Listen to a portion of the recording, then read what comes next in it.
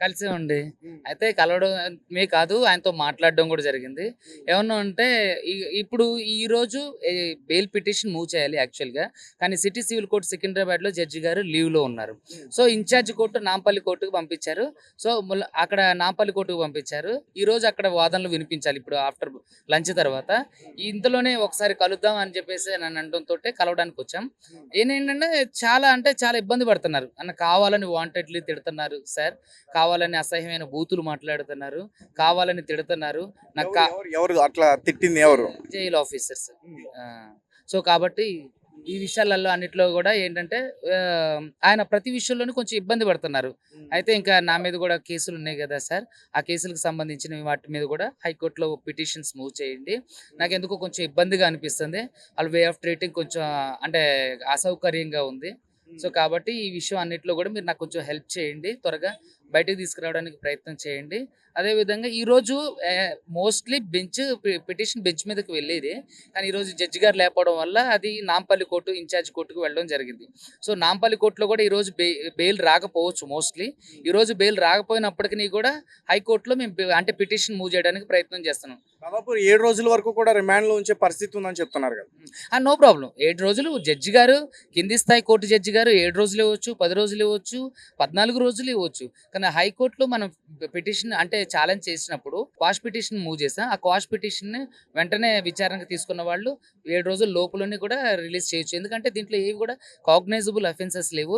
Non cognisable offences. So, ఇవేంటంటే రిలీజియస్‌కి రిలేటెడ్‌గా ఉన్నాయి కాబట్టి వాళ్ళు కావాలని ఇంప్లిమెంట్ చేసి సో, ఆ రోజే బెయిల్ వచ్చేది. జడ్జి గారు బెయిల్ ఇచ్చేవాళ్ళే. కానీ తుకారాం గేట్ పోలీసులు ఆల్రెడీ ఈయన గారి మీద ఇంకొక 6, 7 కేసులు ఉన్నాయి అని చెప్పేసి వాటి నంబర్‌లో ఆ పోలీస్ స్టేషన్ డీటెయిల్స్ ఇవ్వడం వల్ల ఓహో! అవునా అని చెప్పేసి వెంటనే బెయిల్ క్యాన్సిల్ చేసి ఈయన రిమాండ్‌కి ఏయడం జరిగింది 7 రోజులు. ఈ 7 రోజులకట్లా మనం బెయిల్ తెచ్చుకొని ఆయన బయటకు తీసుకురాపోతే ఇంకా ఎక్స్‌టెన్షన్ అవుతది.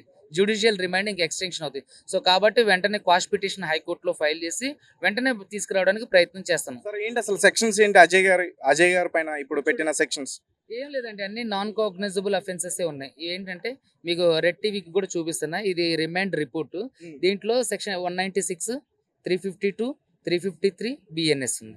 299 ఇవన్నీ కూడా ఏంటంటే నాన్ కాగ్నైజబుల్ అఫెన్స్ అంటే గాఢత లేని నేరాలు. సో, ఈటి మీద అరెస్ట్ చేయడానికి అవకాశం లేదు. కాకపోతే ఏంటంటే ఆయన్ని కావాలని సో, కొంతమంది ఎవరైతే ఉన్నారో కావాలని కొంతమంది దీన్ని అలిగేషన్ అంటే కొంతమంది రాజకీయ నాయకులు గుర్తు తెలియని రాజకీయ నాయకులు కావాలని ఇదంతా చేస్తున్నారు. సో, నో ప్రాబ్లమ్ అంటే దీని అజయ్ బాబు గారి అరెస్ట్ వెనకాల రాజకీయ నాయకుల హస్తం కూడా ఉంది. అంటే నేను దాని విషయం అయితే నాకు తెలీదండి. ఆయన నాతో అంటే నాకు కొంచెం థ్రెట్ ఉంది సార్ అని చెప్పడం అయింది.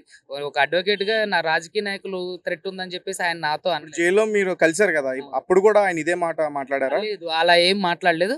బయటకు తీసుకురండి సార్ నన్ను త్వరగా బయటకు తీసుకురండి. కొంచెం నాకు ఇబ్బందిగా ఉంది అని అన్నారు. అదే విధంగా వేరే వేరే పోలీస్ స్టేషన్‌లో కేసులు కూడా ఉన్నాయి. వాటికి కూడా యాంటిసిపేటరీ తీసుకోండి. వీళ్ళు ఖచ్చితంగా నన్ను ఇబ్బంది పెట్టడానికి ప్రయత్నం చేస్తున్నారు. అంటే నా వ్యక్తిగత స్వేచ్ఛకి, భావ ప్రకటనకు కూడా ఇబ్బందిగా ఉంది. సో, నన్ను వీలైనంత త్వరగా బయటకు తీసుకురండి అని చెప్పడం జరిగింది.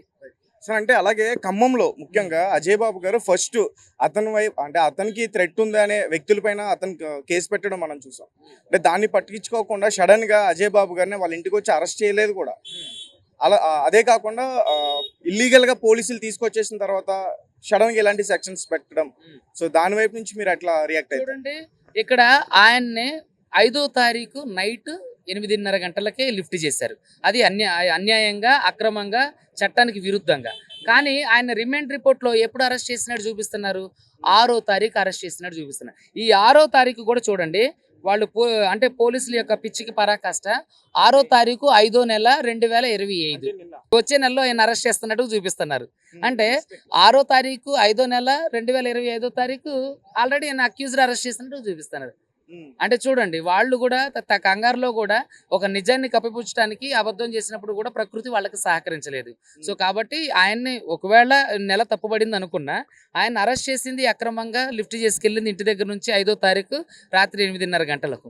కానీ ఆయన్ని అరెస్ట్ చేసింది 6వ తారీఖు రిమాండ్ రిపోర్ట్‌లో చూపిస్తున్నారు. చూడండి ఇక్కడ కావాలని పోలీసులు కొంత లిబర్టీ తీసుకొని ఈ విషయంలో వాళ్ళ స్వప్రయోజనం కోసం, స్వార్థం కోసం లేదంటే దీంట్లో ఎవరి ప్రయోజనానికి చేకూర్చడం కోసం వాళ్ళంతా దీన్ని కప్పిపుచ్చి నాన్ కాగ్నైజబుల్ అఫెన్సెస్ ఉన్నప్పటికీ కూడా ఆయన అరెస్ట్ చేయడం జరుగుతుంది.